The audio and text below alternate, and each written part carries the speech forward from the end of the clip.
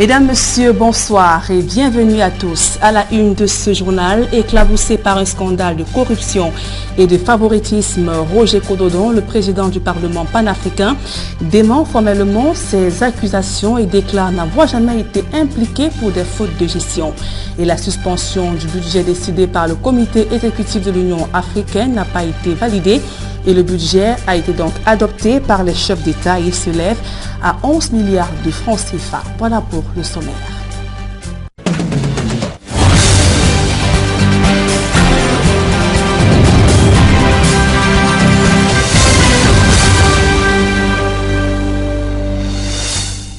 Mesdames, Messieurs, une fois encore, bonsoir et merci d'honorer ce rendez-vous de l'information sur Equinox Télévision. Alors qu'il vient d'être réélu à la tête du Parlement panafricain, Roger Kododon a été éclaboussé par un scandale de corruption et de malversation financière.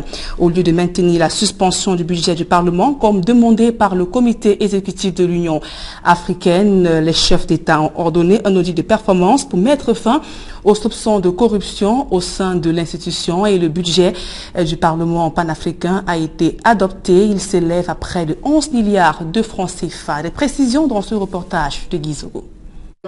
C'est un coup de tonnerre. Juste après sa réélection à la tête du Parlement panafricain, il y a quelques semaines, Roger Kododon, le parlementaire camerounais, est pris dans la tourmente.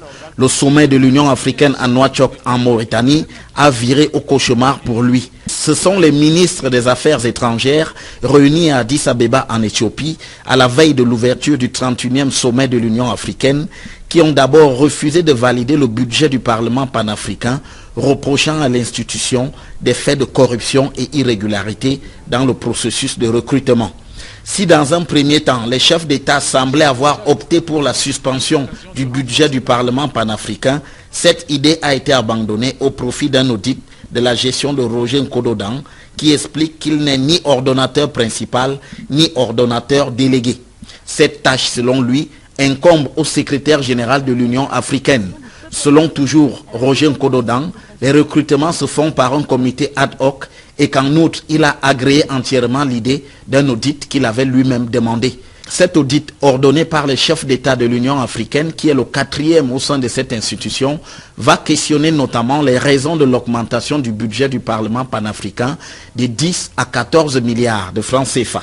Il n'en reste pas moins qu'il s'agit d'un autre scandale qui éclabousse un Camerounais à la tête d'une organisation internationale, à l'image de Nzo Ekangaki, à l'organisation de l'unité africaine OUA, d'où il avait dû démissionner pour être remplacé au pied levé par William Etekimboumoua. Créé en 2004, le Parlement panafricain compte 256 députés issus des assemblées nationales de 53 États. Roger Kododon vient d'entamer son 2e mandat à la tête de cette institution. Des faits de société à présent, 3 hommes armés ont attaqué à visage découvert ce mardi une microfinance située au lieu-dit Bessengue, ici à Douala. Selon les témoignages collectés sur place, ils ont tenu en respect les employés de cette microfinance et emporté une importante somme d'argent dont le montant n'a pas été dévoilé. Ils se sont enfuis devant une foule de population médusée à moto avant l'arrivée des forces de maintien de l'ordre. Sur le plan humain, aucun bilan n'a été donc enregistré, aucun blessé n'a été donc enregistré. Écoutons à présent ces différentes réactions des témoins au micro d'Equinox Télévision.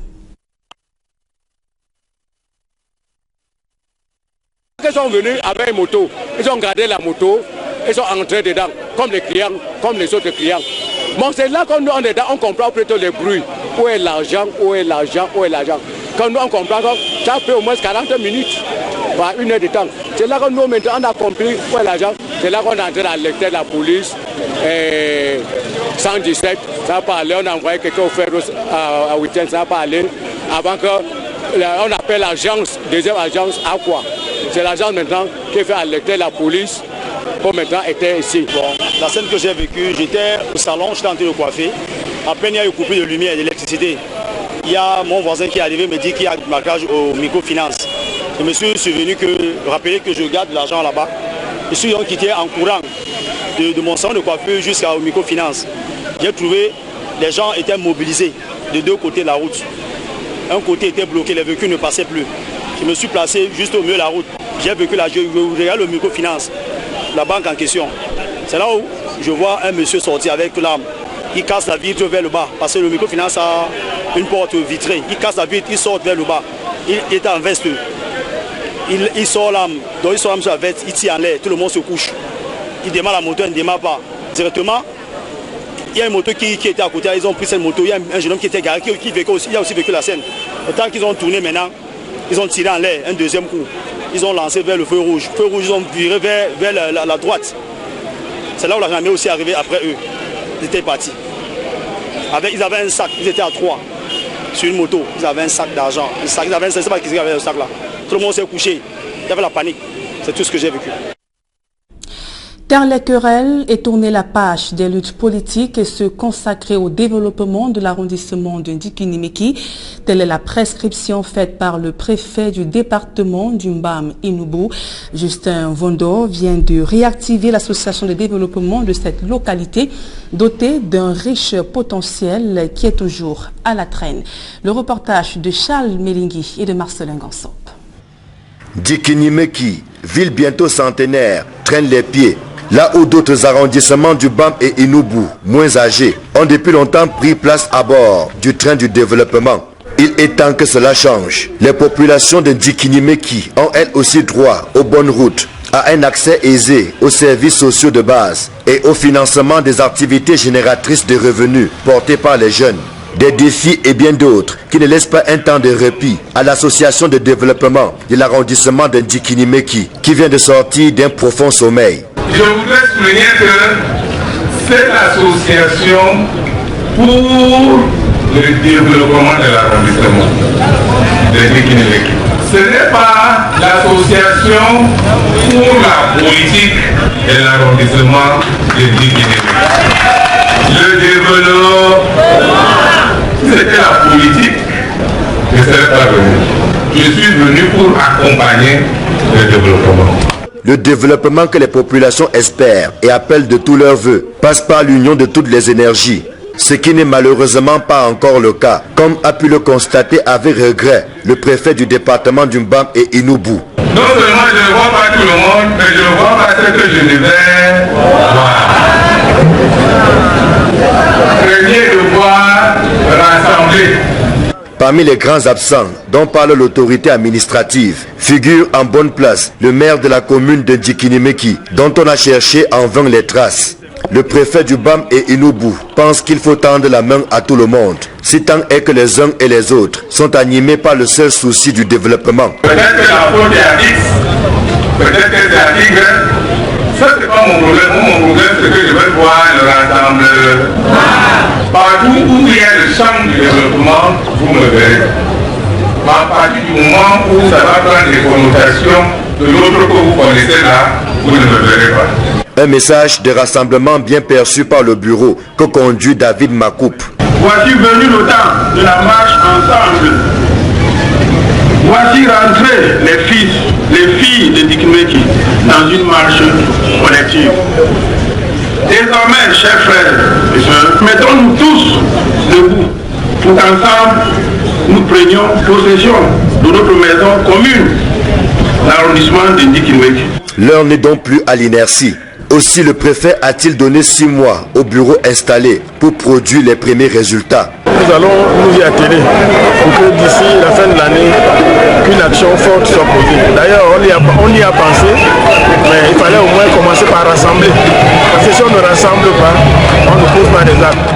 Premier à la fin de l'année en cours.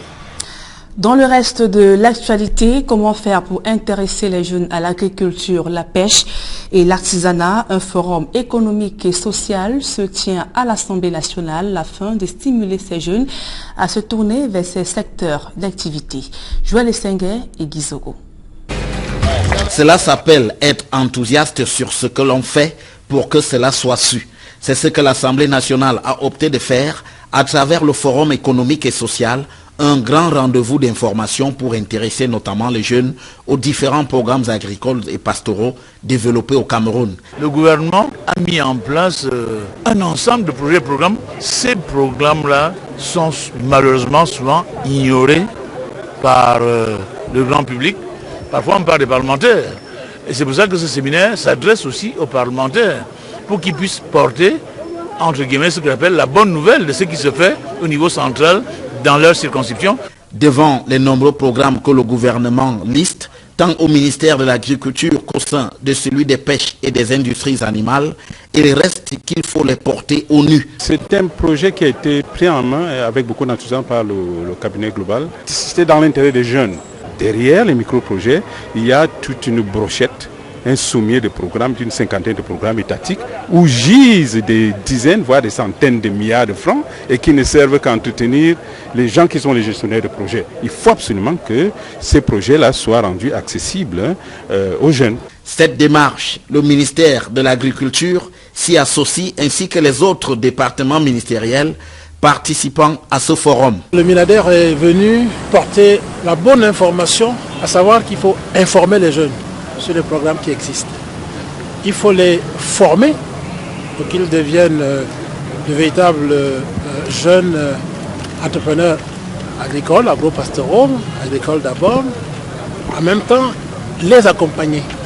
Pour le Minader, il n'y a pas de doute que l'agriculture est une vraie solution pour les jeunes au Cameroun. L'agriculture doit pouvoir être rentable, garantir aux jeunes des possibilités d'emploi, des possibilités pour bâtir leur vie. Et nous l'avons dit dans le cadre d'une campagne d'information et de sensibilisation tout au long du territoire national pendant l'année 2016 et 2017. Et un temps fort comme celui-ci nous offre l'occasion de poursuivre ces messages. Reste que les chiffres du chômage, avec la tranche des 15 à 34 ans, qui est la plus touchée par ce phénomène, ainsi que les femmes et les diplômés, montrent qu'un forum économique et social ne suffit pas à résoudre tant de maux.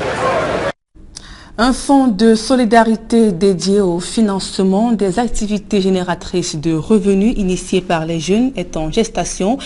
Il vient d'être lancé par l'exécutif municipal de Yaoundé 6e. Pour un début, plus de 5 millions de francs CFA ont été collectés, séance tenante. Reste aux jeunes diplômés ou non de proposer des projets innovants. Emmanuel Diop, Marcelin Gansop.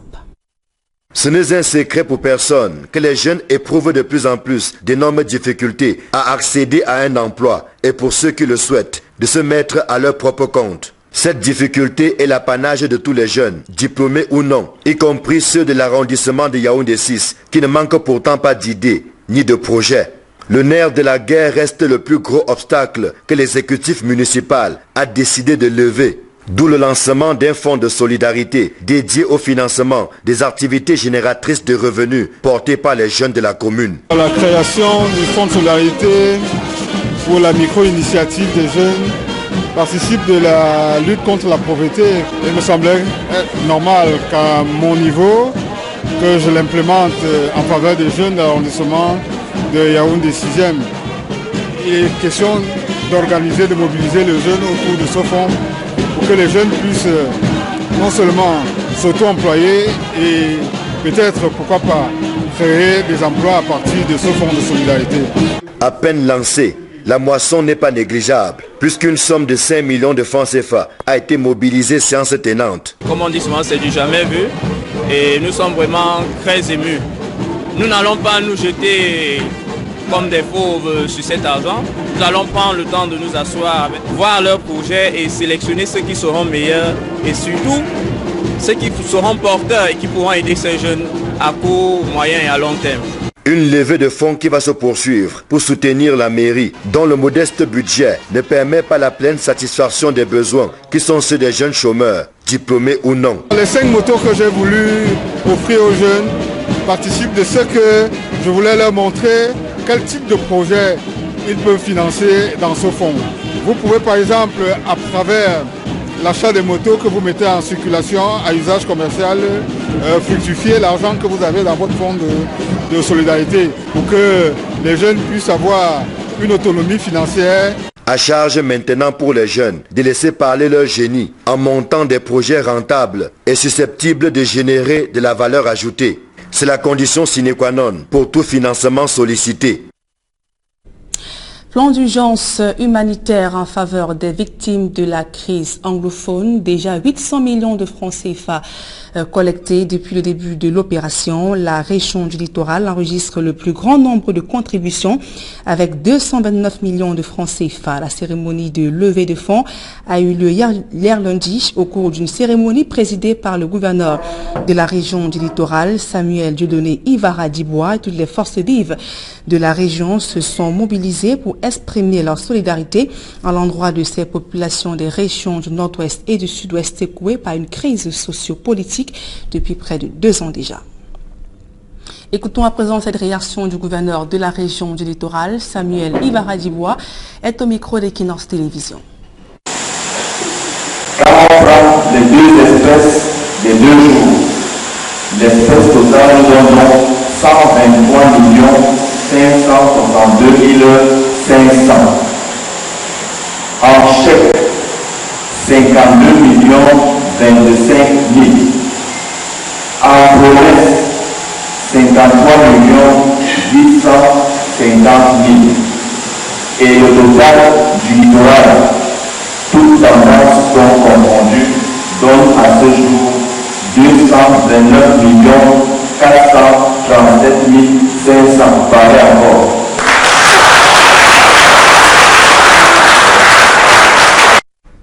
On parle de toute autre chose à présent. Face aux droits de l'homme de plus en plus bafoués au sein de notre société, les experts nationaux et même internationaux sont réunis à Douala au menu d'un colloque portant sur l'application de la loi. Georges Mitterrandam, Xavier Foucault.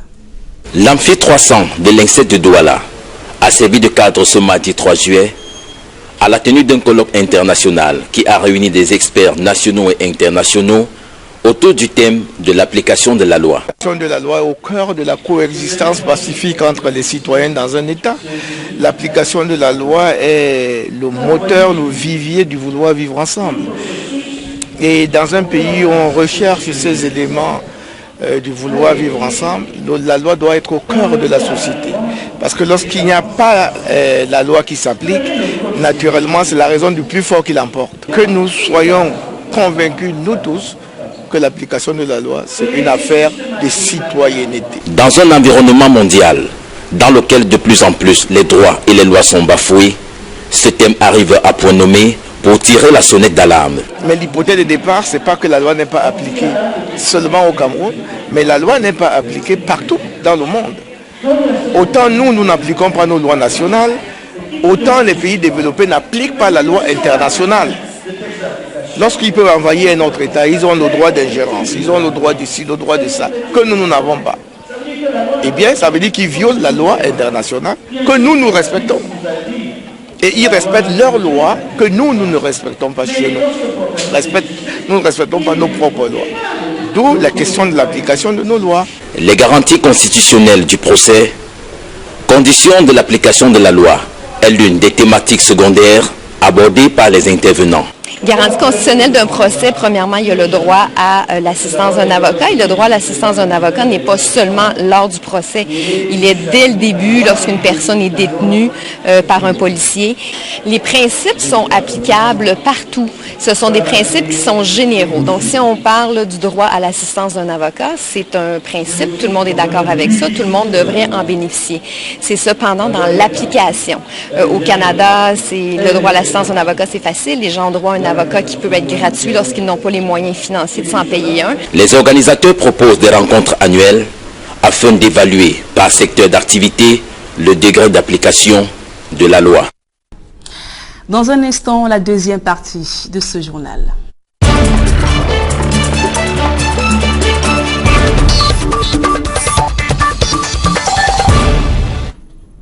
Et sur ce plateau du 20h, nous recevons ce soir Alès Gustave Azébazé, directeur de publication du quotidien Le Messager et président de la plateforme Mon Union Africaine Cameroun. Bonsoir et merci d'être venu.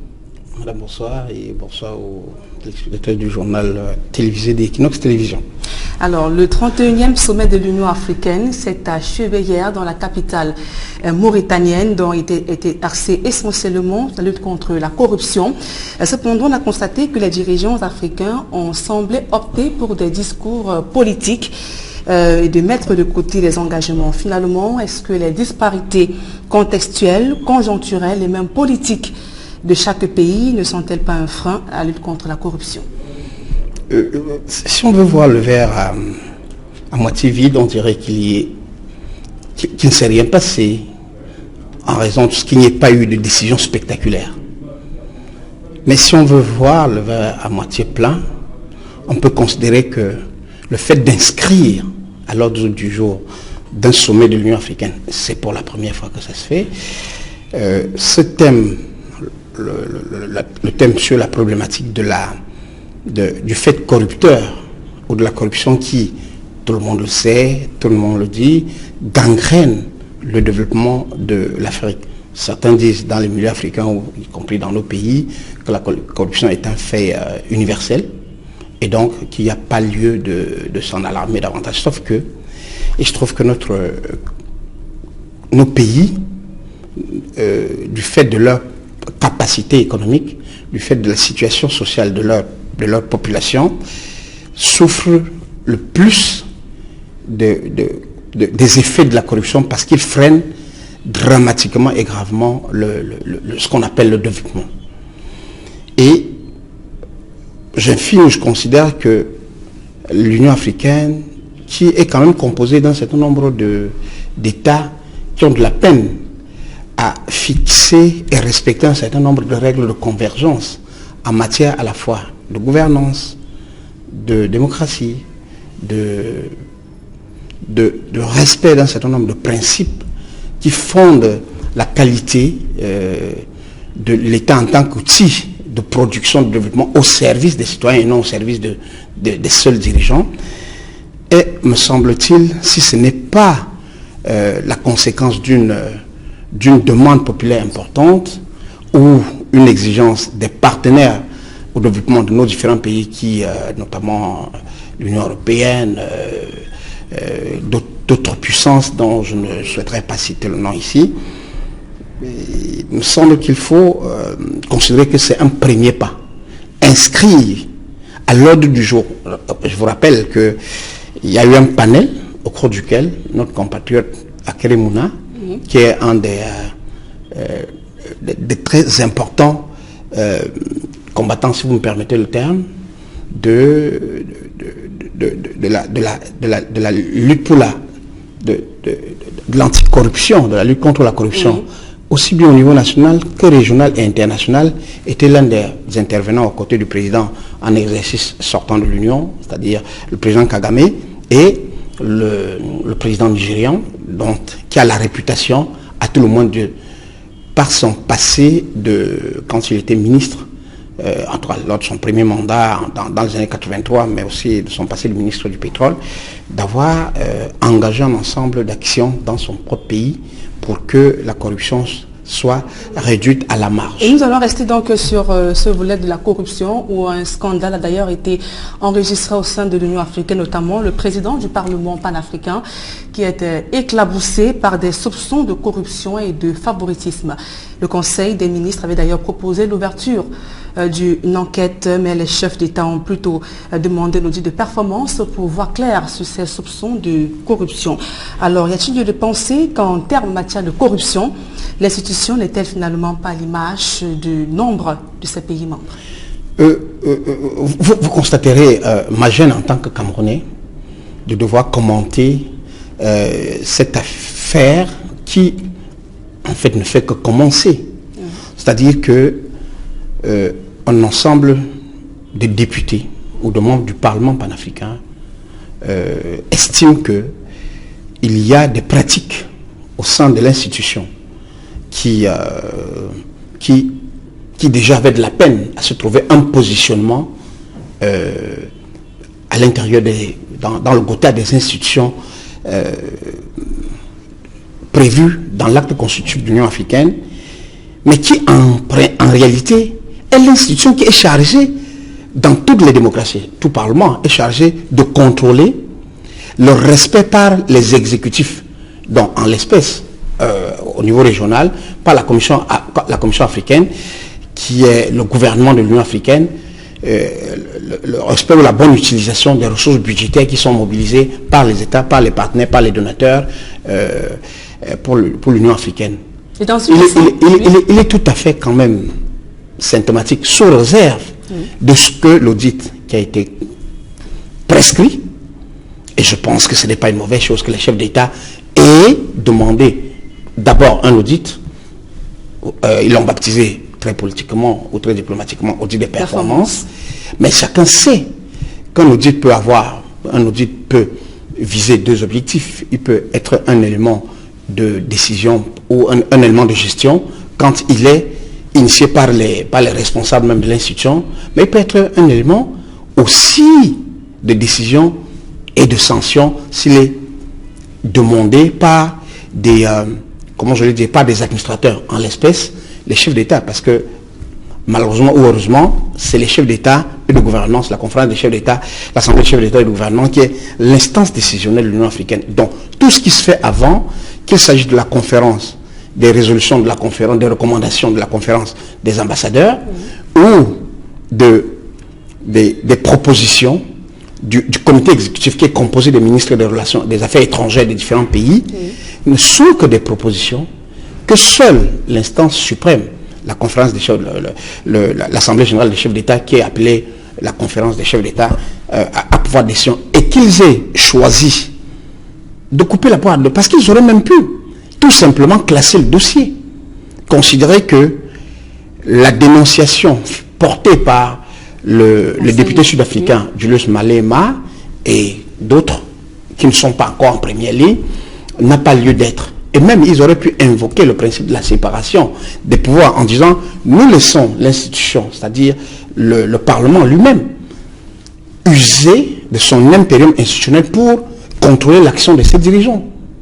Je vois mal comment au Cameroun, je prends un exemple d'un point de vue interne, comment si on en venait à accuser le président de l'Assemblée nationale de corruption ou de mauvaise gestion de l'Assemblée nationale, comment le gouvernement ou la justice se mettrait à le juger. C'est les députés eux-mêmes, dans le principe de la séparation des pouvoirs, qui devraient le faire. Donc la conférence des chefs d'État, sur la base de ce principe-là, ne pouvait pas prendre une décision contre ni suspendre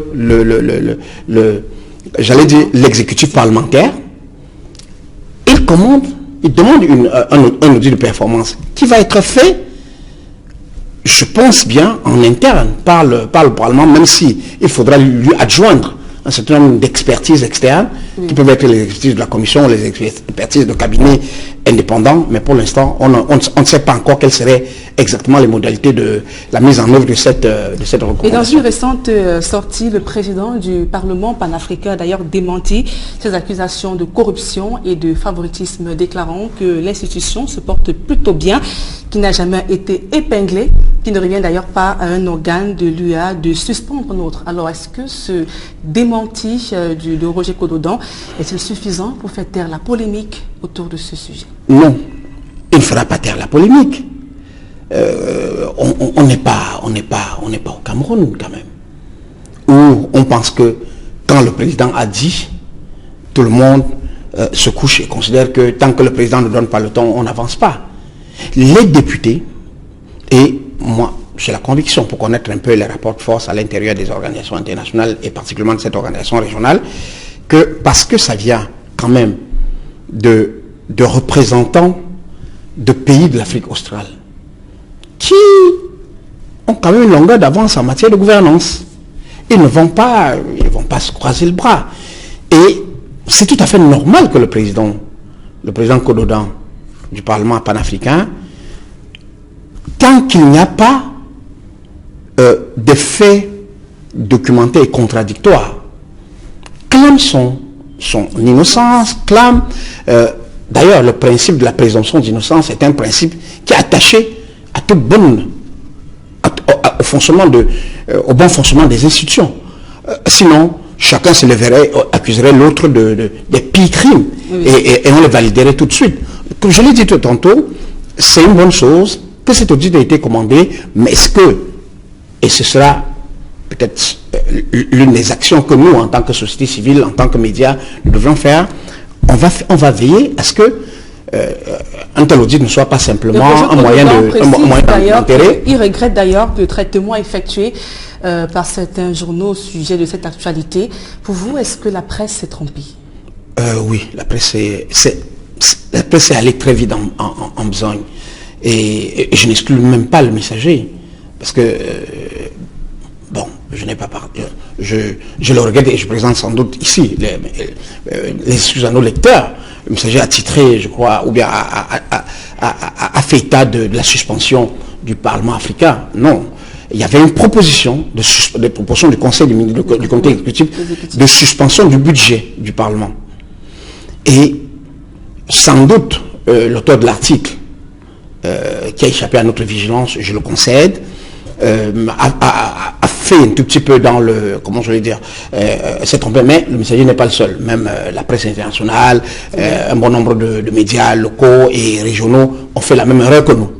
Ça n'excuse pas le fait que, d'un point de vue factuel, pour l'instant, il n'y a ni suspension du Parlement, ni suspension du budget, ni même l'ouverture d'une enquête institutionnelle sur ces faits, sur ces allégations de corruption à l'intérieur de l'organisme. Par contre, et c'est le fait qu'il faut retenir, il y a comment je vais dire, recommandation ou décision de conduire un audit. Et je l'ai dit tantôt, cet audit, il ne faut pas préjuger de ses résultats. C'est aussi l'interaction entre les citoyens, les groupes de citoyens, les médias, les pressions diverses qui peuvent amener les États si tant est qu'ils souhaiteraient, du fait des arrangements politiques et diplomatiques internes, mettre cette affaire sur le boisseau, parce que si on soulève le couvercle, il est sans doute possible qu'on se rende compte qu'il n'y aurait pas que les cas allégués ou évoqués concernant peut-être le recrutement de la chef du cabinet ou je ne sais pas qui encore. J'ai entendu le président du Parlement dire qu'il n'est pas ni ordonnateur principal du budget, ni ordonnateur délégué. Bien entendu, le secrétaire exécutif est le gestionnaire au quotidien de l'administration du Parlement. Donc, sans doute, c'est lui qui ordonne un certain nombre d'opérations financières ou d'opérations administratives, mais cela n'enlève pas forcément la responsabilité, si tant est qu'il existerait des éléments constitutifs de délit quelconque. Mais je suis quelqu'un, ma formation, mon engagement citoyen et civique m'a toujours amené à considérer qu'il faut respecter la présomption d'innocence. Pour l'instant, le président du Parlement panafricain, il y a des allégations à son encontre, aucun fait n'est encore documenté, établi, contre lui. D'accord. Autre sujet majeur évoqué durant ce 31e sommet de l'Union africaine, la lutte contre le terrorisme, l'extrémisme violent. Donc malgré toutes les mesures prises, les engagements des pays touchés avec la collaboration des partenaires internationaux pour éradiquer les groupes djihadistes, le terrorisme gagne toujours du terrain. Je pense que c'est le fait ou le phénomène du terrorisme n'est pas, de mon point de vue, du point de vue des analystes politiques et même des géopoliticiens, comme on les appelle souvent, n'est pas un phénomène qu'on peut circonscrire dans un espace ou dans un délai ou une durée connue. Oui. Donc, je ne fais pas partie de ceux qui dramatise au-delà de ce que cela est. Tel acte qui peut avoir été posé malgré les efforts qui sont faits par les nations, par les États.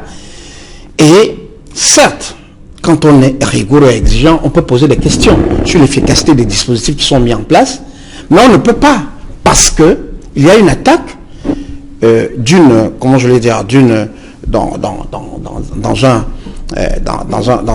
le cas d'un phénomène qui n'est pas un phénomène conventionnel, considérer que parce que cela a lieu, ça signifie que tout a échoué. Il y a des efforts qui sont faits par des États. Le G5, c'est-à-dire que l'ensemble des pays qui mutualisent leurs efforts pour lutter contre le terrorisme au Sahel, et au Sahel, c'est-à-dire en Afrique sahélienne. Et il y a eu la force Barkhane, il y a dans notre sous-région, au niveau du bassin du lac Tchad, la force nationale qui regroupe les forces camerounaises, les forces tchadiennes, les forces nigérianes et même quelquefois des forces nigériennes. Tout cela, tous ces efforts-là, je pense que nous, analystes, on doit faire très attention en considérant que ce que les États font face à une menace qui est difficilement identifiable, qui est difficilement quantifiable, elle est sans doute identifiable parce qu'on lui a donné un nom, le terrorisme, mais de par ses origines, de par ses manifestations, de par ses modes opératoires, est quelque chose qui n'a pas un fonctionnement classique. Donc, je pense que les efforts qui sont faits doivent être renforcés, doivent être adaptés à chaque fois à la mutation, à la mutation de la menace. Et hier, vous vous souvenez qu'un ensemble de groupes terroristes fonctionnait peut-être par des attaques à l'arme lourde ou au poignard. À certains moments, ils mutent en procédant à des attaques kamikazes ou bien à des attentats. Et il y a une panoplie de moyens qui ne relèvent pas de conflits armés conventionnels. Et du coup, je suis de ceux qui... j'ai le moins tendance à critiquer de manière extrême l'inefficacité des forces déployées par les États ou par un État. Et sur le paternalisme français, notamment la présence du président français Emmanuel Macron à ce 31e sommet de l'Union africaine, bon nombre d'Africains y voient d'un mauvais œil une telle présence à un sommet africain. On peut toujours voir d'un mauvais œil la présence de tel ou tel invité, de tel ou tel partenaire. Pourquoi est-ce que quand le président Macron vient au Cameroun, on ne voit pas ça d'un mauvais œil? Pourquoi est-ce que quand le président Obama va, comment vous appelez ça, quand il va à Nairobi au Kenya ou quand il va à Addis Abeba, on ne voit pas ça d'un mauvais œil? Pourquoi on souhaite que... non. On estime que les Africains doivent eux-mêmes régler leurs problèmes. Mais bien entendu que ce serait l'idéal. Mais le pragmatisme de tout manager, de tout gestionnaire, de tout gouvernant, c'est d'analyser chaque situation non pas comme un rêveur, en tenant compte de la réalité. La réalité est que dans la configuration économique actuelle, nos États ne sont pas encore en mesure de faire face seuls à toutes sortes de menaces, y compris parfois des menaces de sécurité d'ordre intérieur. Et la menace terroriste, un président, un chef d'État l'a dit, je n'aime pas beaucoup le citer, mais c'était le chef de l'État camerounais, est une menace globale à laquelle il faut répondre de manière globale. Et c'est pour cela que vous voyez que les Américains, par exemple, n'hésitent pas à envoyer, dans le cadre de la coopération, dans la lutte contre le terrorisme, des forces spéciales dans un pays comme le Cameroun. Bien entendu, il y a des lois américaines qui essayent d'encadrer cela en disant, puisque nous sommes un pays qui respecte ou qui a une législation qui exige de son administration, de son État, donc de ses forces, le respect des droits de l'homme, faites attention, n'allez pas sur ces terrains-là, considérez que parce que vous luttez contre une menace asymétrique, comme on l'appelle, utilisez n'importe quel moyen, y compris des attaques de masse contre des populations parce qu'elles seraient suspectées d'être une question peut-être pour sortir concernant les réformes engagées pour renforcer l'intégration économique ainsi que la mise en œuvre d'une zone de libre-échange. Donc, pour préciser que 5 autres pays ont signé à Nouakchott le protocole instaurant un marché commun, ce qui porte à 49 le nombre de pays. Alors, qu'est-ce qu'on doit comprendre par ce marché commun? D'abord, le marché commun, ce qu'on appelle, on dit le marché commun, mais le nom c'est l'AFTA, African Free Trade Agreement, qui crée un espace d'abord de libre circulation de marchandises, des biens commerciaux et économiques sur l'ensemble du continent. Et sans doute, il y a des gens qui ont, à l'époque, moi je me souviens, je crois que le Messager a été le seul journal en mars à traiter fondamentalement cette évolution-là. Bon, sans doute peut-être parce que c'est une question que nous suivons. c'est un objectif stratégique que s'était fixé l'Union africaine dans le cadre de l'agenda 2063. C'est-à-dire que on souhaite qu'au bout d'une certaine période, en tout cas dans les 10 premières années de cet agenda-là qui est programmé en termes d'objectifs chiffrés et quantifiés sur 50 ans, qu'il y ait un ensemble de processus qui soit effectif au niveau africain. Pourrait se réaliser, c'est tout? Mais il est en train de se réaliser. L'ennui avec certains analystes, je ne veux pas dire les journalistes, certains journalistes de considérer que quand l'enfant est né ce matin, il doit commencer à courir. Quand l'enfant est né, il fait des pas. Il rampe, il grandit, après il se met debout, pendant qu'on lui tient la main, il marche. Les efforts qui sont faits, peut-être que vous me trouvez trop optimiste ce soir.